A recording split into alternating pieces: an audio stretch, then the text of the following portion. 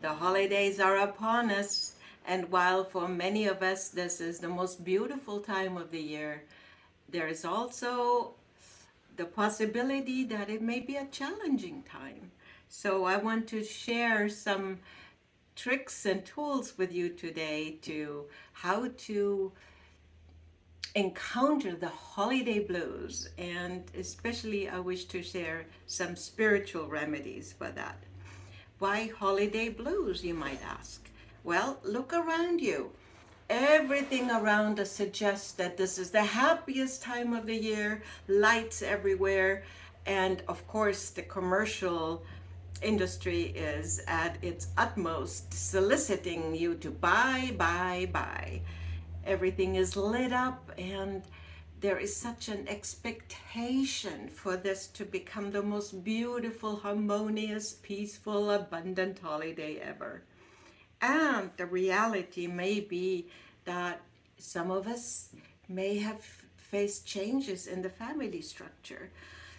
Loved ones may have passed, there may be illness, death, divorce, and that makes it particularly hard to keep a festive holiday spirit going. Aging, isolation are other aspects, not least of all economic difficulties, because all this gift buying craze can really be hard on our budgets. So, what can we do to stay more balanced and to move through this time and connecting with the deep inner meaning and joy that this season holds? Well, first of all, let me remind you that the time of the winter solstice, which usually happens around December 20th, 21st, is a sacred time throughout really all cultures, all religions, all traditions, going all the way back to ancient Egypt, where the goddess Isis is said to have given birth to her son Horus. So, mother and child, birth of the precious child, that theme is really woven throughout all the traditions. And of course, at the winter solstice, we celebrate the return of the sun, S-U-N. And that is at the darkest time of the year, we have this process of welcoming back the light into our life. There is renewed hope, there is renewal, a sense of closure with the end of the year as we set our visions and intentions for the new year. So we need the holidays. And in order to stay in balance, I want to share some physical, emotional, and spiritual tools that none of them are brand new, but hopefully this is a good reminder for you how you can optimize your well-being through the holidays.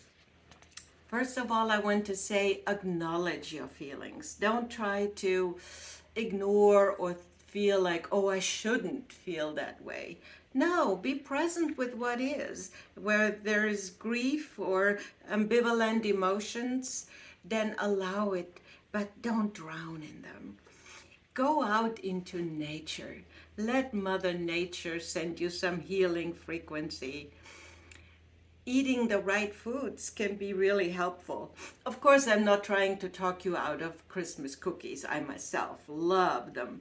But we can at least balance all that sugar input maybe with some healthier foods that don't kick us so much out of balance.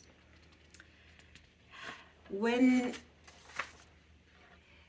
we refrain from the gift giving craze, maybe we can focus on the kids, the children.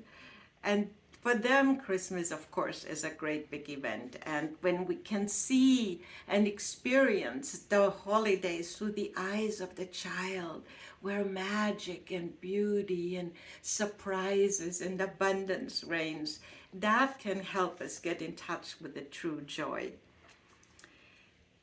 Family can be a blessing, and we always expect there be perfect harmony, and that's not necessarily so, as some of you might already have noticed on Thanksgiving. So my suggestion is Protect yourself from those who do not understand or have not been able to follow you on your spiritual growth, and bless them anyway. And maybe be grateful that some family members, you don't have to be around them 24/7.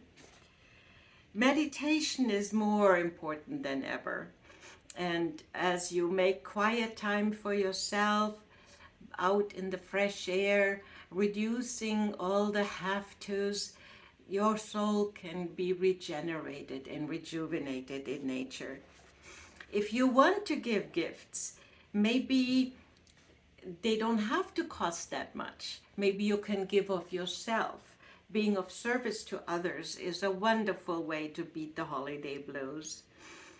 Also, homemade gifts, maybe baked goods or something that comes in a jar and looks pretty but doesn't cost much money, is a wonderful way to say thank you and to honor your loved ones. But keep it simple, and please don't compare yourself to others who maybe go the full shebang with everything. Prayer. Prayer is more important than ever. And I want to share with you a quote that I heard that is from Marianne Williamson. And it's a beautiful reminder of what this is all about.